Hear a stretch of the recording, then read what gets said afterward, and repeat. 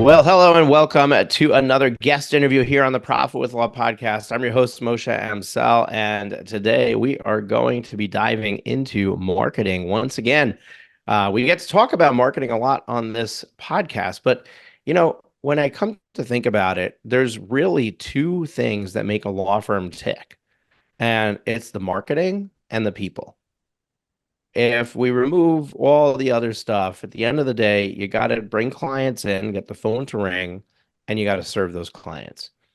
So why wouldn't we spend a lot of time on marketing? Everybody's got the same challenge, which is I need to bring clients in, but as I grow, I need to bring them in more consistently. I need to be purposeful. I need to know that I can, when I do something to proactively increase how many clients are coming in, that it's going to actually produce results. And it goes hand in hand with something I'm really passionate about, which is that the key to success in a law firm is by hiring more attorneys. There's a lot of other pieces involved, but at the end of the day, in Clio's trend report in 2019, they did a study and they basically analyzed over 2,000 solo law firms. And what they found was an astonishing fact, and that is that solo law firm owners, on average, are billing 2.2 hours a day in legal services, and they're collecting 1.8 hours a day. So they're losing 4/10 of an hour in the collections process. Um, think about if you hire an attorney, how many hours a day would that attorney be billing, and how many hours would that attorney be collecting? I would venture to say that it is 3 times the amount of the number in that Clio Trends report, which means if you as a solo are able at peak capacity to bring in 350,000 in revenue, an attorney on your staff could bring in almost 1 million or just over 1 million, right? So, and our numbers basically give a range. So I'm a financial guy, a business coach, an accountant. So we know our numbers. And the typical law firm with an attorney on staff, every attorney should be responsible for somewhere between 600,000 and 1.5 million in revenue. So if the key to growth and the key to success is to grow beyond yourself, hire additional attorneys because each attorney equals somewhere between 600,000 and 1.5 million in revenue, they're only going to equal that revenue if you can fill their plate. If you can bring customers in, that is going to keep them busy. And that's why when you're investing in your business and you're investing in growth and you're expanding your staff, you also need to have a plan. You need to have an action item agenda that is going to purposely put dollars to work to bring more clients in the door. And that's why I'm excited for our guest today, Travis Hoechlin. Travis is the co-founder and CEO of Rise Up Media. With over a decade of experience, Travis and his team have helped hundreds of law firms grow. They customize strategies to boost client generation, improve the quality of clients, and generate higher revenue. Their clients trust them to take the guesswork out of marketing so they can focus on practicing law. Travis, welcome to the show. Thanks for having me. I'm glad I hope I got your able to last make it. name right. My team writes it out for how it's pronounced, so I forgot to No, ask it in the green room. you did what no school teacher did as I was growing up, and you did pronounce that correctly. Awesome. No, perfect. All right. Kudos to me. One for the team.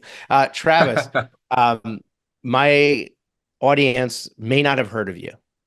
They just, I gave you the canned, introduction. Give us the storyline. How did you end up doing what you're doing? I know that you help some 300 plus law firm owners right now with their marketing. Just give us a little bit of the backstory of how you ended up here. Yeah, so my career in marketing has been exclusively with lawyers. I started at one of the big box store competitors about 15 years ago, 12, 15 years ago, and was there for almost a decade. I was in sales. I was a top sales rep there for a long, long time. Um, I guess like most business owners, probably like many of your listeners that worked at a big firm and always had itch they wanted to scratch about being an entrepreneur and thought they could make the widget or service a little bit better than where they were at, we finally did that about 5 years ago and made the leap.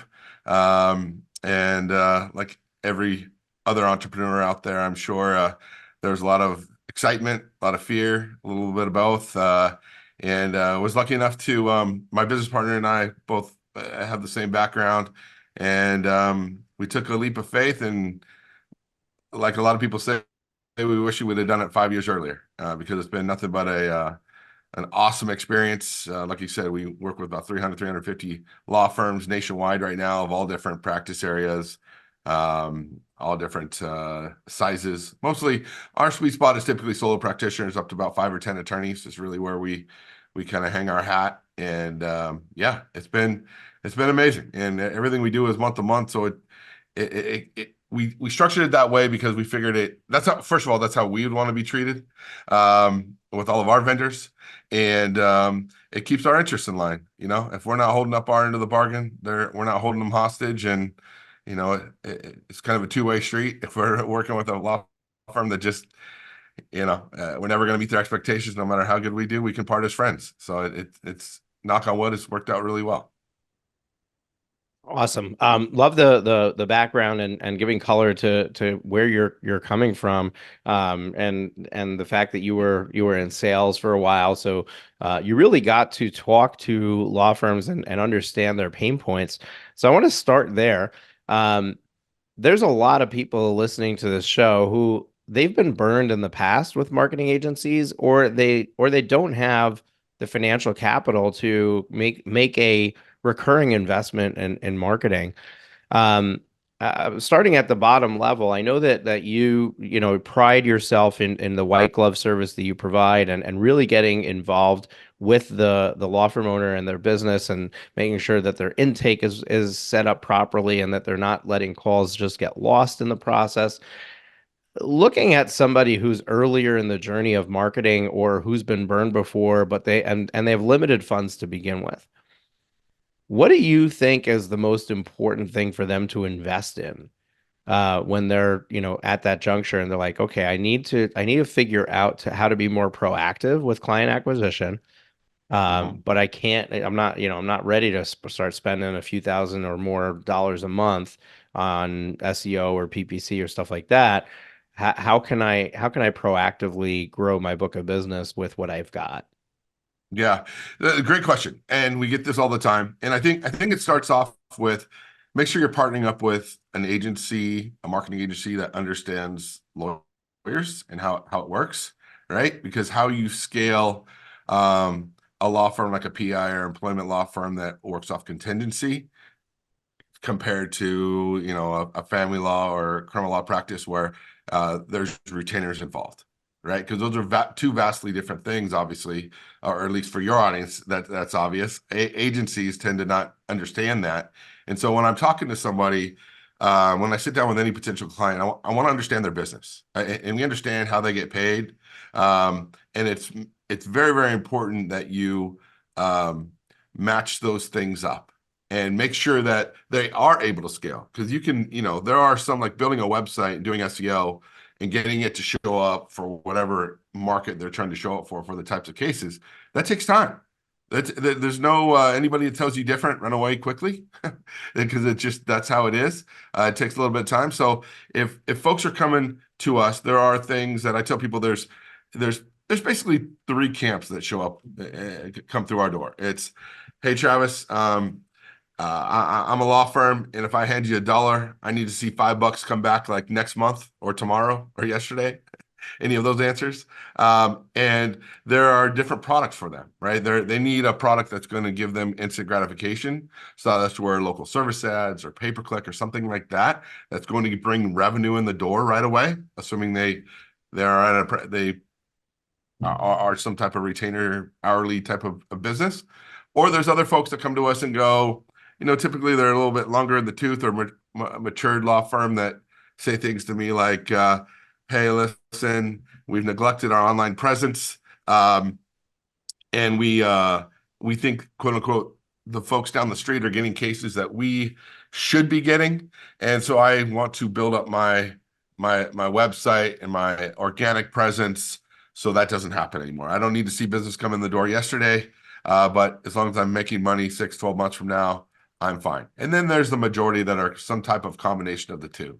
But back specifically of your question, I think priority number one, before we as we're talking to folks, priority number one with every law firm is how do I convert more of the people that are getting referred to you? Because most attorneys, they tell me their best business come from referrals. So how do I make sure the folks, the fish that are trying to jump in the boat already are getting there, right? And that typically starts with their presence and converting, like having a website that tells people very clearly what they do, having a website that allows the path of least resistance as far as contacting the firm, helping lawyers understand that, you know, we're in a different age than it was 20 years ago, right? The younger generation loves to text and email and things of that nature. They don't understand how lawyers work and that the meter doesn't, it's not like a cab, a taxi cab where the meter starts as soon as someone says hello, those types of things, and walking through that with them and making sure that they have a website that's going to convert more of the clients that are trying to find them. Because it would blow your mind how many times even I look at a website and it takes me 10 minutes to figure out, are they a plaintiff firm or are they a defense firm? Or what kind of law do they practice? What do they specialize in? Things of that nature. So those are all, I think, most important is make sure you're converting the clients that are trying to find you first before we talk about strangers. So in your line of work, you have a lot of law firm websites that come across your desk, Yeah. and your job, first and foremost, is to correct the errors on that site and the mistakes, right, and make it the best thing for them. What are the top 5 marketing sins that you're finding on websites when new prospective clients come in the door? Not clearly stating. I mean, people come to your website, you got 5 to 7 seconds to capture their attention. So do you pass that litmus test? If I went to your website and gave you 7 seconds, is it clear as day what you do? Number two is make sure you have a phone number. As funny as that may sound, make sure you have a phone number that's very, very simple. I mean, especially today, and I'm going to hold up my phone in case someone's listening to this instead of watching this, but making sure that, a majority of searches are happening on mobile devices now. So make sure it's easy for someone to call you. If they've been sold that they want to talk to you, make it easy for them. And then having chat and text features on there as well. An address, as funny as that may sound, like make sure that you have an address on your website, so people who are trying to drive to your law firm can find you. It would blow your mind how many times that is missed. And then the other thing is maybe not on the website, but for a lot of our solo practitioners, I tell them, listen, your differentiator from the big firms, make sure you're answering the phone. I would say, and this is a rough estimate, but I would say six of the 300 plus firms that we work with, probably 65% of the phone calls are answered, right? And these are very, very simple fixes. As business owners, there are call services out there that for a few $100s can make sure that your calls aren't going to a voicemail.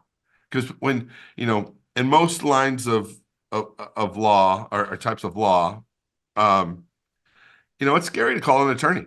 I think most of, the folks that you work with and I work with on a daily basis, the lawyers, forget how intimidating that is to call a lawyer.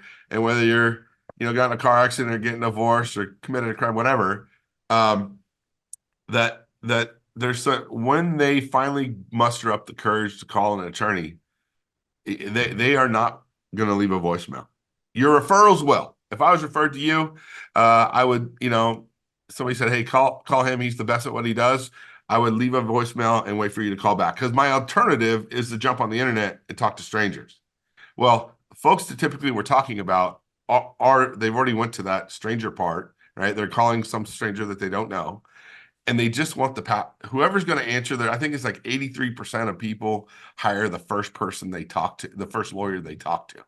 So if we can make that, especially when we're working with small firms competing against the big guy down the street, if we can fix that one little thing, it smooths the way. They're going to spend half the money. I tell people you're going to spend half the money on marketing and get twice the result if you just fix that one little hole in your bucket. Yeah, I want to go back over a few of your points because you make some really good points here with the website, and you don't need me to to pat your back because you know what you're doing. But I want to highlight it for our listeners. First, the one of the things that you said is make sure that it's clear on your website what you do. And part of this goes even further back to a deeper problem, which is that many of you don't even know what you do. Like, how is somebody else supposed to know what you do if you don't even know what you do? We have Yeah. a podcast that we did really early on when we first started. It's like it's one of the 30s, episode 30 something, and we're over 400 now. My team will link this up in the show notes, but the name of the podcast episode is why choosing a niche will skyrocket your law firm. And it is so important, especially when you're the small guy or gal. It's so important for you to have something very specific that you focus on. All too often, when you're starting your firm, you're desperate to take anything. And what ends up Yeah. happening is that everyone in your family knows you're a lawyer, so they start referring you business. Oh, you started your own law firm? I'm going to send you somebody. And before you know it, you're trying to do a bankruptcy case, a family, divorce case. You got a criminal you're representing. You've got a civil, service issue that you're involved in, and you got a hopscotch of things. And for each one, you need to figure out what to do. You need to learn the nuances of that specific matter and the laws surrounding it. It's a huge drain on your time. Yeah, it brings money in the door, but you've got no capacity left for anything else. But more importantly, when you start putting on your website that you do seven different things and you're a solo, it's just confusion. Nobody knows. Absolutely. And so I really love that piece. Like, it plays hand in hand with one of the keys to really growing as a solo to your most potential before you're ready to move on to the next step is choose one practice area. And within that practice area, even better if you can choose a specific niche within that practice area.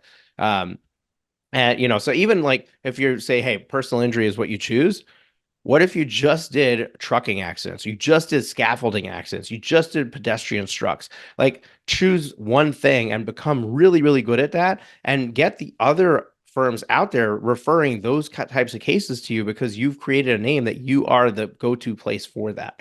Um, that's really key when it comes to figuring out what your website should say because you got to know what your expertise is. The other piece is the chat feature on the website, the click to call, and being answered by a live person. One of the things that Travis did not share, and this would be really good for you to pull up from the archives. But Clio Legal Trends Report, the same year, 2019, I think it was, it might have been the 2020 report. They did a test, and they made believe they were a client looking for service, and they contacted 2,000 law firms and a mind-boggling. I think it was almost three quarters, almost it was almost two-thirds. It was like 66% or 64%. I forget the exact number. I have to pull it up so I'm quoting the right information, but never returned the voicemail or the phone was never answered. And what's Yeah. crazy is that that's the competitive ground that you're in. Literally answering the phone already puts you in the top one-third of all law firm owners. And it's just wild to think about that.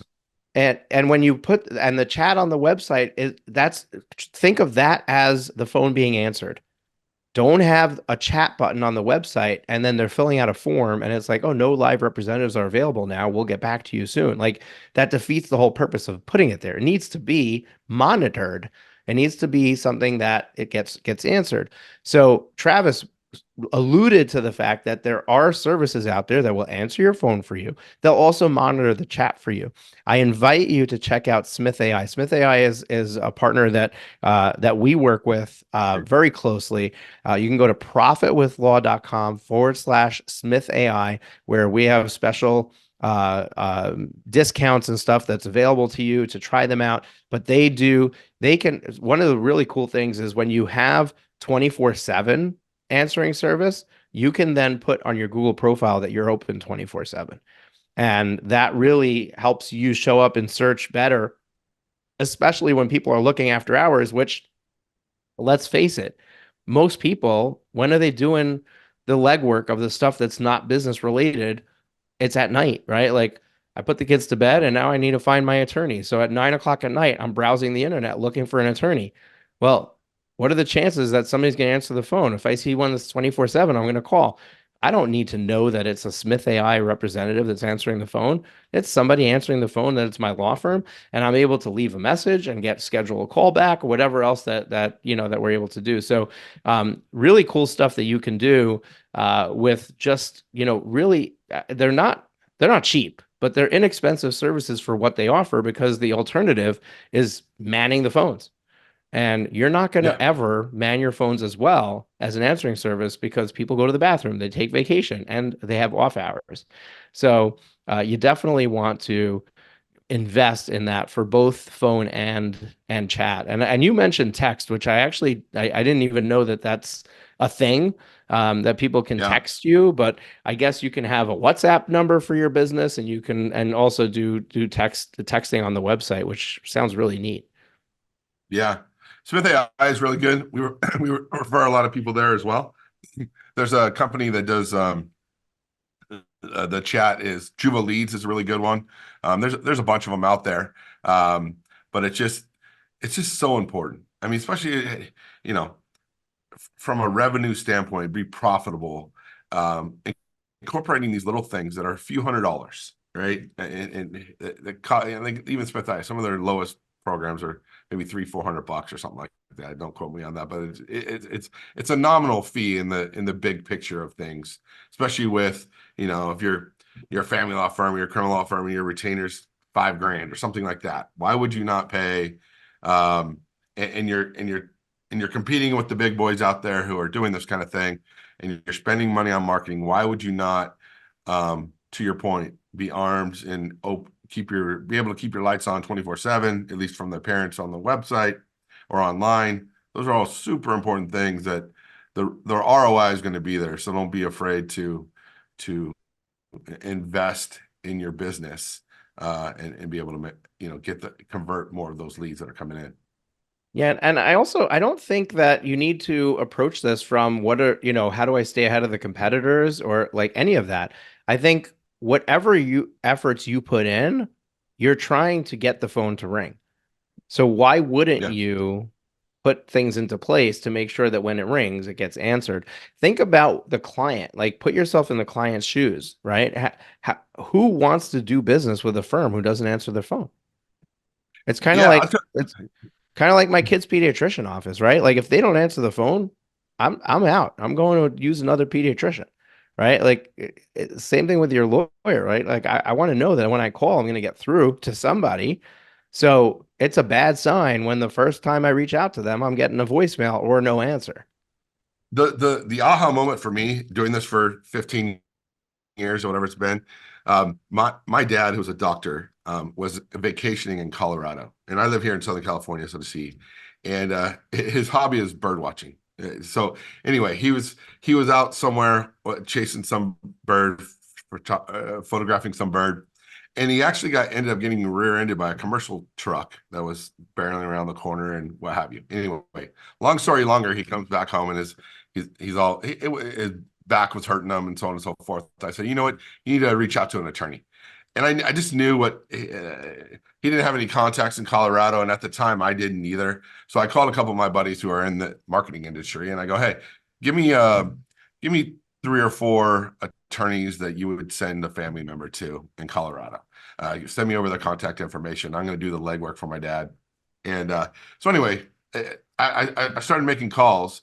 All 4 of them, I think I got 2 voicemails and 2 answering services, and not one of them. And listen, I in the industry, I'm telling them, hey, my dad's a doctor. He was rear-ended by a commercial truck, and back's hurting, and so on. So it's not It's a clear, legitimate but case. it's a legitimate case, or at least the makings of one. And I didn't get a call back from one for 2 days.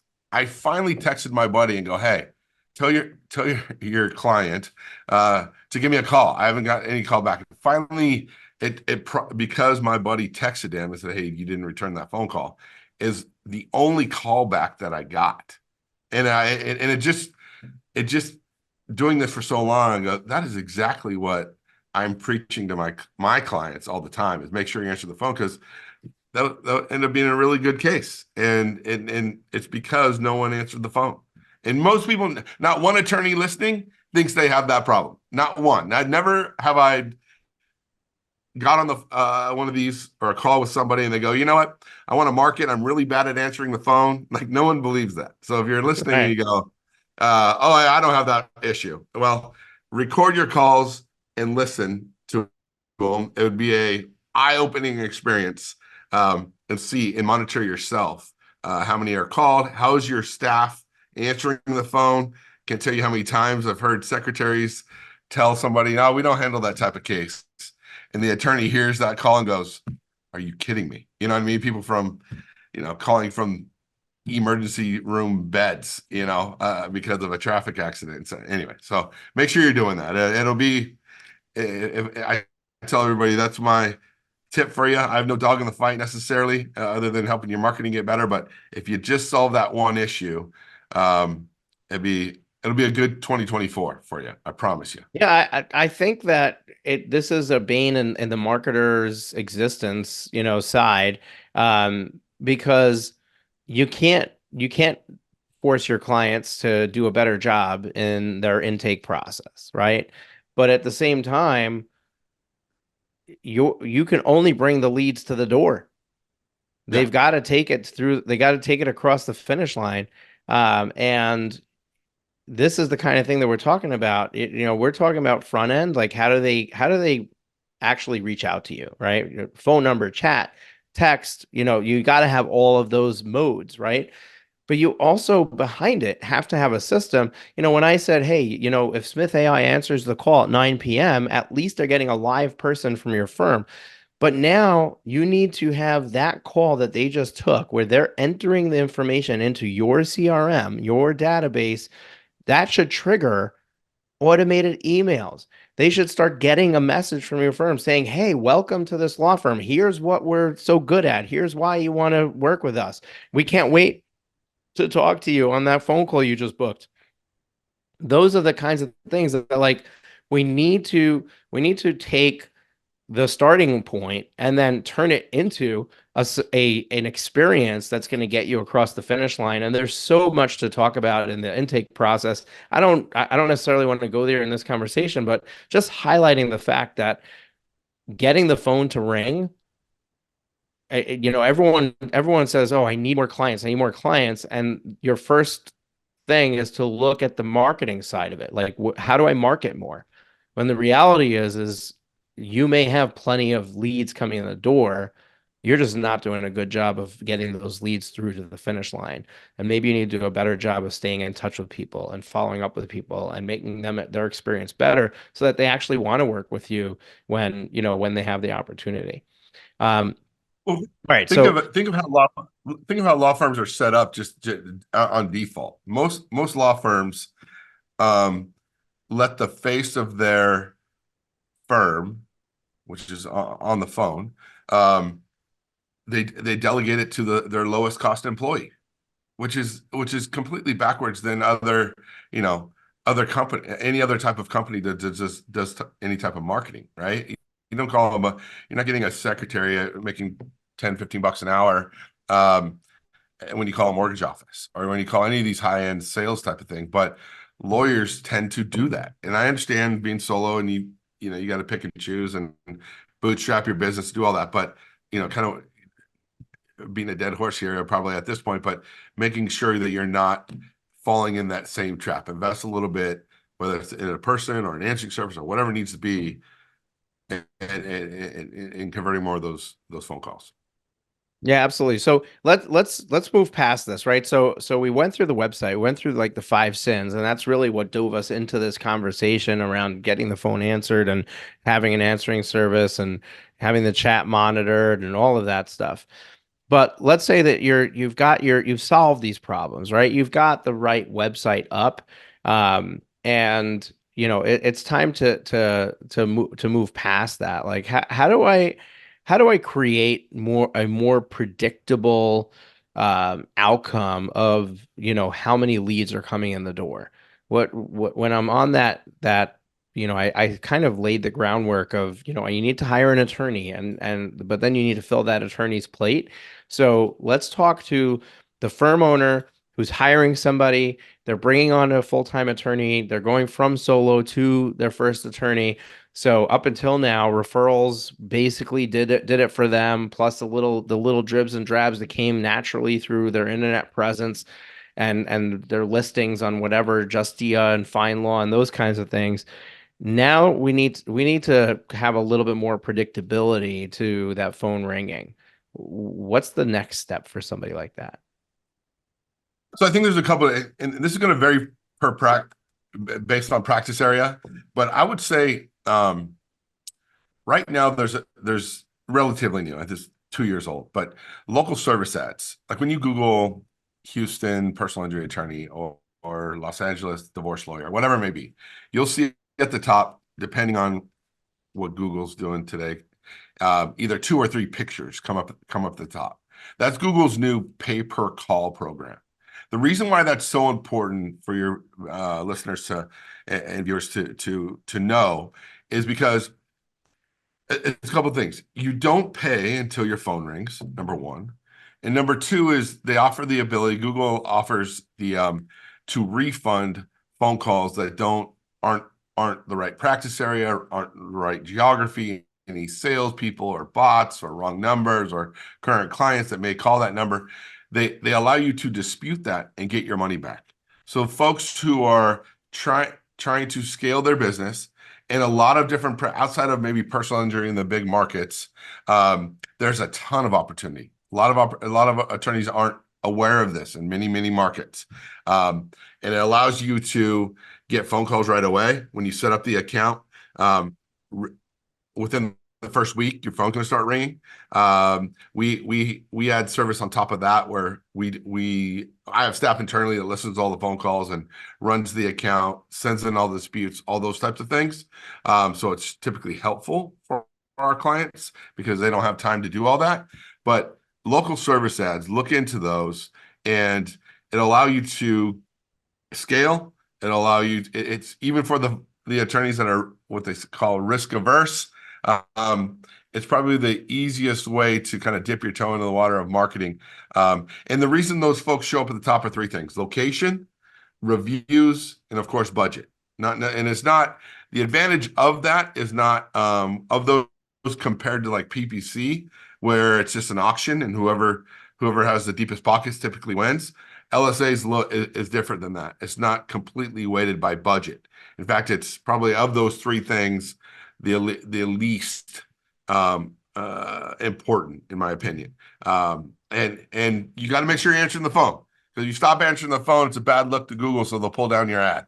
So they're using AI to make sure that people are answering the phones and there's a good user experience there. But that would be definitely PPC. There are for niche things certainly that pay-per-click marketing, Google AdWords, those kind of buzzwords that's been around forever. It certainly works, but you can spend too little bit of money there. I guess my biggest takeaway there is make sure you're spending the right amount of money. For a personal injury attorney in Los Angeles, if it's $350 per click, we get calls all the time. I got $2,000 to spend. I want to go after car accidents in LA, or $5,000. That's too little bit of money. You're not going to get enough clicks to turn into cases. So anyway, I would start with LSAs and then go to PPC from a 50,000 foot view and kind of using a broad rule. That's what I would do as we sit here in the beginning of 2024.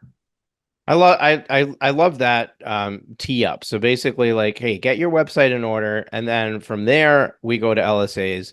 And LSAs, there's three components that really drive how you're going to show up. You have to be answering the phone, which is not one of those three components. But it goes back to the conversation we already had, so we're not going to rehash it.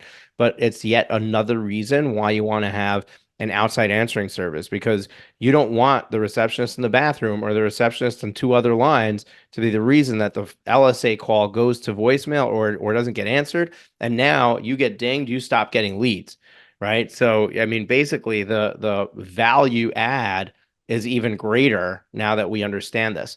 Absolutely. But my experience, and I'm not a marketer, but my experience just from demonstrating how LSAs work to my clients is 9 times out of 10, I'm noticing that the ones with the most reviews and the highest star rating combined are showing up at the top first. And it's geographic based. They need to be like, if they're the closest to you, that plays a factor.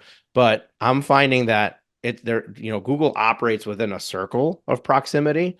And even Hmm. if I have somebody next door who's a perfect fit, if there's somebody a mile away who's got 250 reviews and 5 stars, and the guy next door has one review, Google's putting the other guy first. Yep. So I think that, if you're gonna lean into LSAs, you have to create a system around getting Google reviews for your law Correct. firm. And there's so many nuances to this. I'm going to have my team post a couple of our podcast episodes that focused on Google reviews so that you can go listen to those. Just look in the resources section of the show notes, or go to profitwithlaw.com and check the show notes for this episode, because we'll link to those other episodes and listen to them. We have some really, really good content on creating a system around getting reviews, but it's all in the numbers, and it's mind-boggling because the numbers are pretty big. Like, I think you need to have more than 50 reviews to be relevant unless there's literally nobody else running LSAs in your area. Um, and so many small firms just don't have, you don't, like, they've got one review, 5 reviews, and that's it. I mean, literally contact every single relative you have and have Yes. them leave a Yep. character review for you, right? It doesn't have to be a past client. That's Um, right. it just don't try to have them all do it on the same day. Because Correct. Google will discount that. But we're out of time. So here's what we're gonna do. So Travis, when I close out the show, we want to give you an opportunity to tell our listeners, hey, if there's something that you shared, they want to check out your business, they want to perhaps talk to you about working with you, or they want to pick your brain for free.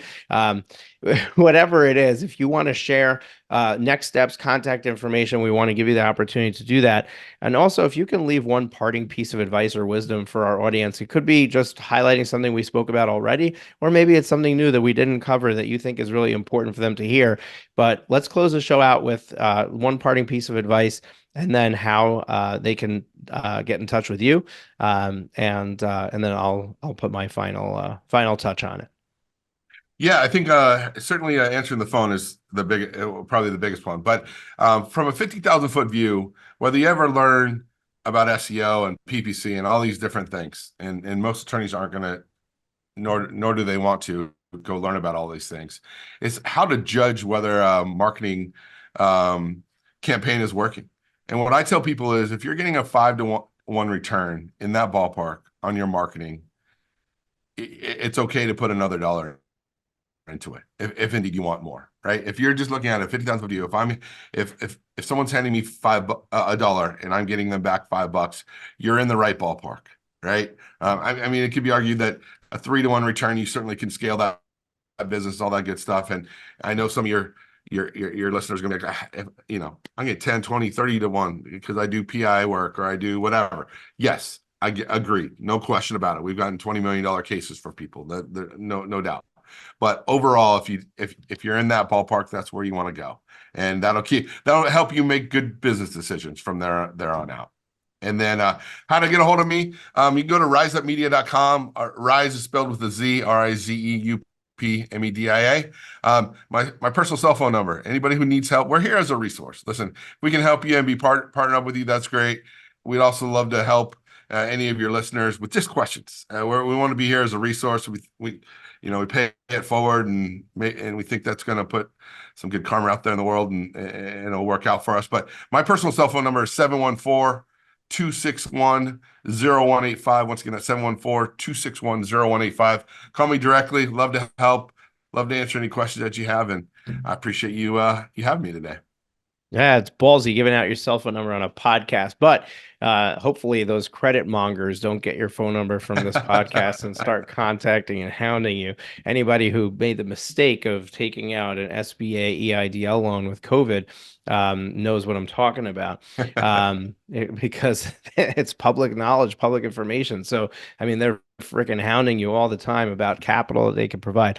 But we're going to close the show out. A really great conversation, Travis. Really appreciate you being here. Appreciate having you. And your transparency. A great conversation. One thing that I do want to note from the business coach perspective is, that 5-to-1 return on ad spend. If you're getting 3-to-1, there's no way that you can run a profitable business. You can profitably fill your plate, but there's other expenses that go into the business. I mean, basically your lawyer is going to be 20%, your legal staff's going to be 20%, and then your overhead, including your marketing, is 20%. So marketing needs to be more like 10% or even less than that of your overall revenue.